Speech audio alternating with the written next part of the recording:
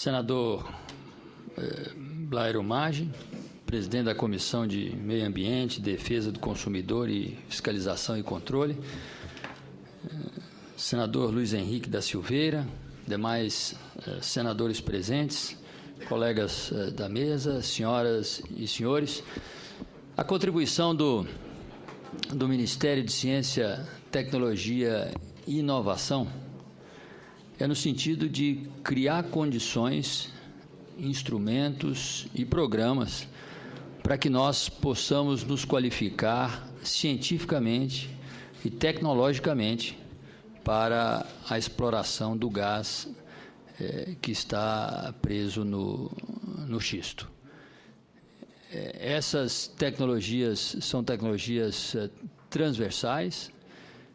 O Brasil é um país muito grande, com a matriz energética muito diversificada, e a experiência mostra de que, em função dessa grande necessidade que temos de nos tornarmos mais e mais competitivos, nós precisamos, sim, fomentar e dar condições para que possamos dominar essas tecnologias.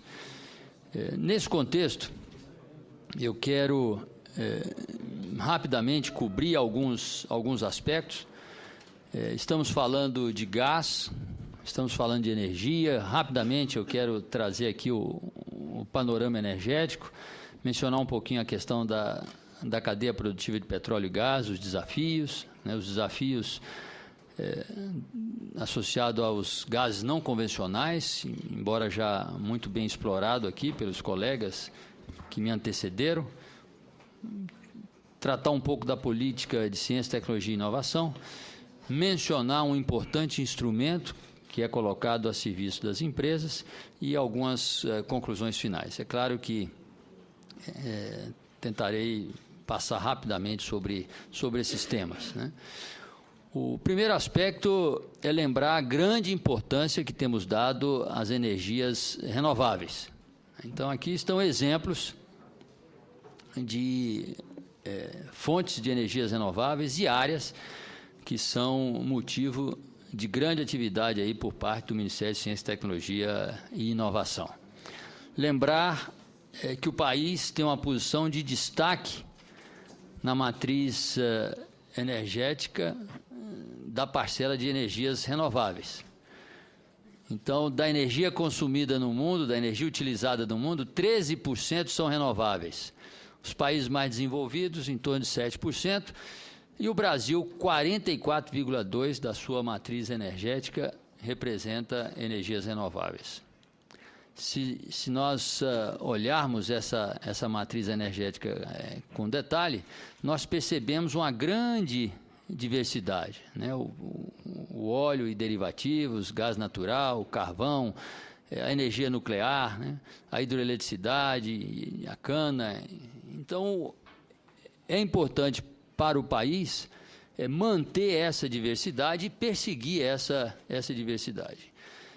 Em relação aos nossos recursos energéticos, quero chamar a atenção a um dado que sempre impressiona e que nem sempre é explorado, que o Brasil é a única nação que possui grandes recursos energéticos com muito potencial de ser utilizado e que não é utilizado na sua plenitude. Por exemplo, os nossos recursos energéticos associados ao carvão são 4 vezes maiores que os recursos energéticos do petróleo. E, no entanto, nós não fazemos uso do carvão como poderíamos, né? Se nós olhamos a nossa matriz energética, essa componente da energia renovável, ela se destaca ainda mais. 89,4% da eletricidade no Brasil é gerada a partir de energias renováveis, né? O mundo, 19,6%, e os países da OCDE, 16%. Né? Expandindo essa matriz energética, né, nós percebemos que a parte hidráulica, ela representa um grande potencial, mas mais e mais biomassa, o vento e outras fontes de energia compõem essa matriz energética. Então, o primeiro aspecto a ser destacado e a ser mencionado é que o Brasil, dada a sua riqueza, o seu potencial e a condição que ocupa, ele precisa explorar de uma maneira muito diversificada seus recursos energéticos, todos eles, e precisa investir em desenvolvimento tecnológico para que ele possa fazer isso com eficiência e com sustentabilidade e atender às suas demandas econômicas, sociais. Mencionei o grande uso que fazemos da hidroeletricidade e quero destacar que esse grande uso ainda tem um potencial de crescimento muito grande. Ou seja, do ponto de vista energético, o Brasil possui um grande potencial em todos os seus aspectos. Em relação ao setor de petróleo e gás, nós temos grandes desafios, o Brasil já avançou muito, é destacada a condição que o Brasil assume mundialmente, do ponto de vista tecnológico, em relação às possibilidades e à condição que tem de explorar e produzir petróleo sob diferentes condições. E isso representa um grande potencial econômico e há grandes investimentos associados a petróleo e gás. Novamente, as tecnologias associadas a um determinado setor, associadas a uma determinada condição, de uma maneira geral, sobretudo nessa área, elas são utilizadas em outros setores. Há muito que precisa ser feito, nós precisamos inovar, nós precisamos buscar novas tecnologias, nós precisamos aumentar o nosso ganho em escala, promover a competitividade e, é claro, há um espaço muito grande para que possamos mais e mais qualificar recursos humanos. Um aspecto interessante a ser destacado é a componente ligada às micros e pequenas empresas. 85% das empresas, elas representam essa cadeia de petróleo e gás e com grande potencial de crescimento. Há uma necessidade muito grande de aumentar os investimentos para permitir que essas empresas elas se tornem empresas que se apoiem em desenvolvimento tecnológicos inovadores e, com isso, se tornem empresas competitivas. É claro que o setor requer exigências e especificações rigorosas e isso favorece o desenvolvimento tecnológico e inovação. E a demanda por bens e serviços, ela segue crescendo e, em 2020, estima-se que estamos falando aí de 400 bilhões de dólares, Um outro aspecto a ser destacado no perfil das empresas da cadeia de petróleo e gás é que 76% dos fornecedores concentram suas vendas tão somente no mercado doméstico. Então, é preciso que possamos dar condições que essas empresas elas se tornem competitivas e ampliem, inclusive, os seus horizontes.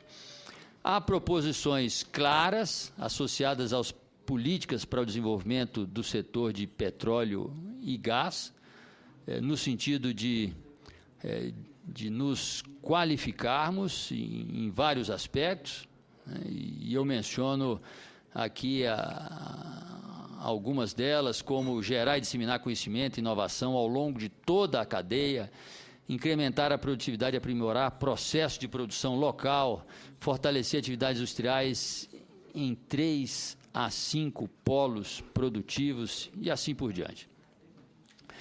Em relação ao xisto e aos gases não convencionais, nós já exploramos isso aqui anteriormente, e hoje nós temos um potencial muito grande de gases acumulados nessas rochas geradoras, e esses gases são difíceis de ser extração, daí usarmos o termo não convencional de extração, que é preciso que possamos fragmentar essas rochas mecanicamente, termicamente, quimicamente, e isso requer uma tecnologia mais sofisticada, como mencionado anteriormente.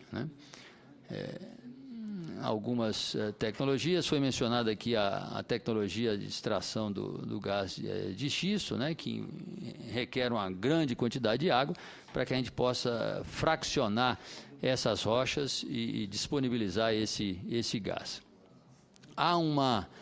Há reservas consideráveis no mundo de gases não convencionais, inclusive na América Latina. As reservas convencionais estão em azul mais claro. Diferentes tons de azul nós temos os gases não convencionais, né, mostrando que há reservas nos 5 continentes. Embora as reservas convencionais sejam maiores que as não convencionais, elas são da mesma ordem de grandeza e nós precisamos dominar as tecnologias de exploração dessas reservas. Esse é o inventário. E os recursos estimados e aqueles que ainda estão por estimar com precisão. E destaco aqui também o que outros já mencionaram, a questão do gás não convencionais em xisto, muito convergente aqui com o nosso aquífero Guarani, né, um dos maiores aquíferos do mundo, né. Esses são os inventários detalhando o potencial dos países, né, e vemos que o Brasil tem um potencial de gases não convencionais, notadamente aquele proveniente do xisto. E o Brasil precisa dominar essa tecnologia associada à extração desse gás. O Ministério de Ciência, Tecnologia e Inovação, através das suas agências e dos seus instrumentos, ele provém condições para que o setor industrial se qualifique para a extração desse gás. Eu mencionei anteriormente algumas das agências, menciono as secretarias que se preocupam com isso, e eu destaco aqui a Secretaria de Desenvolvimento Tecnológico e Inovação e também a Secretaria de Políticas e Programas de Pesquisa e Desenvolvimento, muito ligada às questões ambientais, para que o desenvolvimento tecnológico e a inovação ele ocorra no contexto das políticas ambientais, né? Petróleo e gás é uma das áreas estratégicas da Secretaria de Desenvolvimento Tecnológico e Inovação. Essas áreas estratégicas, elas fazem parte do sistema consolidado de ciência, tecnologia e inovação, que envolve os diferentes setores. O Brasil hoje tem um amadurecimento, tem planejamento, tem estratégias a serem perseguidas e caminha em harmonia com essas estratégias e o setor governamental, através de seus diferentes ministérios, as políticas econômicas, sociais e políticas industriais alinhadas com essas estratégias. Essa integração da política de ciência e tecnologia e a política industrial permite, então, que nós possamos estabelecer condições para que esse desenvolvimento tecnológico ocorra, favorecendo a nossa indústria. Destaco, então, novamente, que na questão de formação de recursos humanos, petróleo, gás e carvão integram os nossos programas prioritários. Aqui eu menciono o programa Ciências Sem Fronteira, que tem dado particular atenção a essas áreas de petróleo, gás convencional e gás não convencional. A atuação das nossas diferentes agências, né, agências tanto do Ministério de Ciência, Tecnologia e Inovação, como o Ministério da Indústria e Comércio Exterior e outros ministérios, né, atuando em todas as fases, né, na fase da pesquisa mais científica, na fase do desenvolvimento tecnológico e na fase de ampliando a escala dessa inovação e dessa produção. Eu quero destacar aqui o lançamento desse grande programa do governo federal, Inova Empresa, com recursos substanciais em vários instrumentos, grande parte desses recursos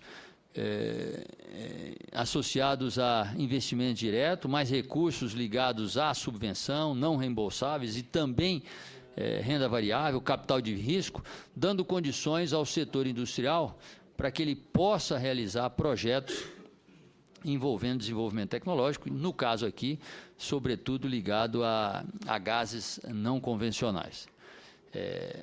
Parte desses recursos provém das nossas agências, e eu estou destacando aqui os recursos que vêm das nossas agências. Esses recursos, eles atuam em diferentes cadeias que se interligam nos seus interesses.